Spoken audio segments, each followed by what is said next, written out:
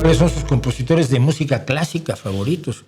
Depende de dónde metas el clásico. Si empezamos en el medievo, empezamos con Guillaume de Machaut, Perrotin, Leontin, y en parte los del... No, porque esa es música sacra. Mi compositor favorito, por supuesto, los principales son Bach y Beethoven.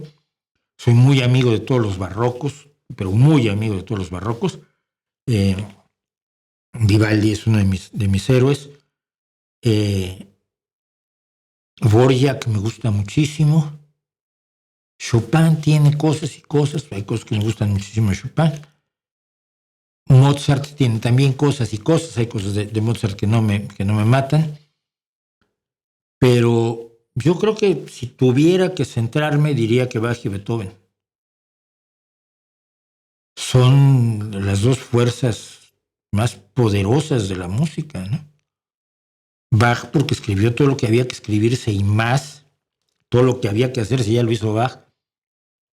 Y Beethoven porque le dio otra dimensión a la música, le dio una respetabilidad y una profundidad, incluso ideológica, que no tenía antes la música. Entonces serían probablemente los dos. Me gusta mucho la música medieval, me gusta mucho el barroco. Del clásico y del romántico tengo gustos así aislados. Lo que no me gusta es la ópera. Ya sé que me van a matar por ello.